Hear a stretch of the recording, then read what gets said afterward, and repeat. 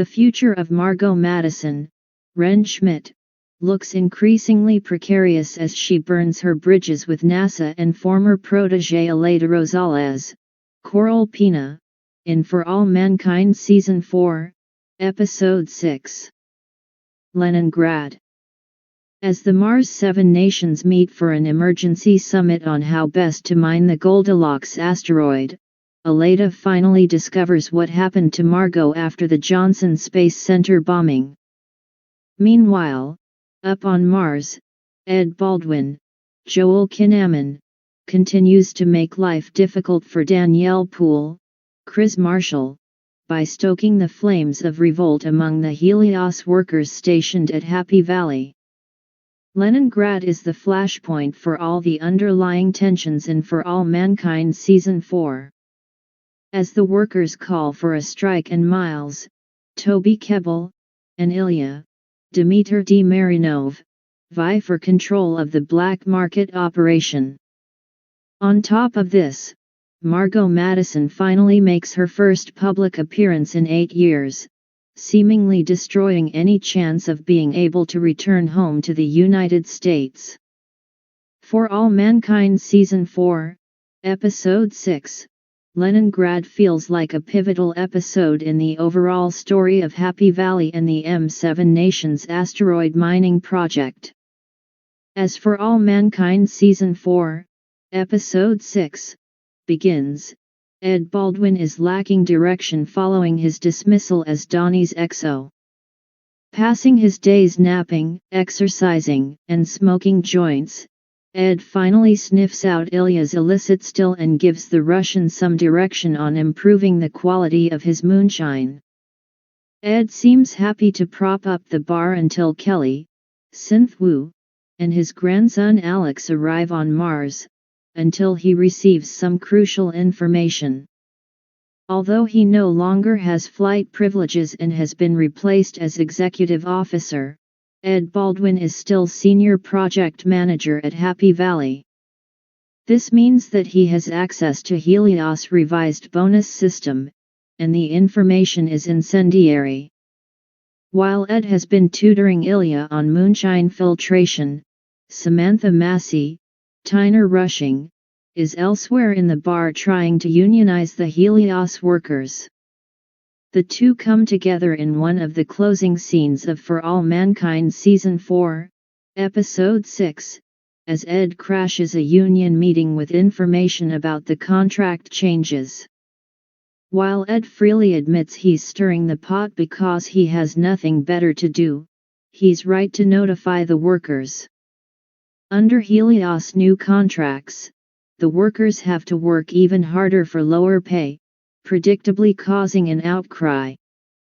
As the episode ends, the cries of strike can be heard around Happy Valley, which will surely derail the Goldilocks project. At the M7 summit in Leningrad, the extensive cost of mining the Goldilocks asteroid on Mars is revealed by Aleida Rosales. As Margot watches the summit in secret, feeding information to Roscosmos director Irina Mazrova, Svetlana Afremova, she realizes that Aleida is being conservative in her costs. While the financial rewards of the iridium contained in the Goldilocks asteroid far outweigh the expense of mining it, the M7 nations aren't convinced. NASA Director Eli Hobson, Daniel Stern, points out that while the US and Soviet Union could easily afford the cost, the return isn't necessarily worth the investment. Not least because it could take up to 40 years to reap the financial benefits. When Eli suggests they bring Goldilocks to Earth to be mined in orbit using the existing infrastructure on the Moon, he needs engineers to work the problem. Aleida is keen to get started, but soon realizes that Eli and Irina are effectively government mouthpieces with no useful experience. Similarly, Margot is increasingly frustrated with having to speak through Irina. And so, with Irina's blessing and a stark warning, Margot comes out of hiding so that she can work on the Goldilocks problem with Aleida. Her former protege's relief soon gives way to anger and resentment as Aleida goes into horrific detail about the aftermath of the Johnson Space Center bombing at the end of For All Mankind Season 3. Margot is visibly shaken when Aleida tells her about what happened to Bill Strasser, Noah Harpster, who was trapped under the rubble.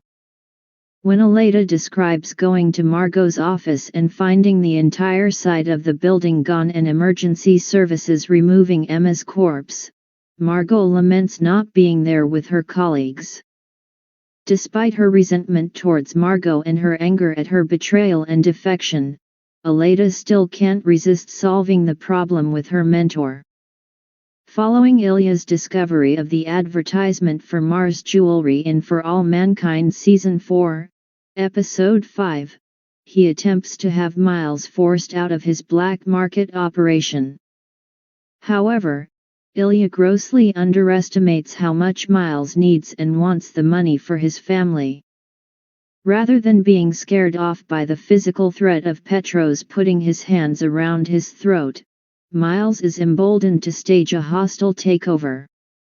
Miles' first port of call is the North Korean sector of Happy Valley, where he comes clean to Lee Young-gil, C.S. Lee, about Ilya's refusal to fulfill the cosmonaut's request to smuggle his wife to Mars.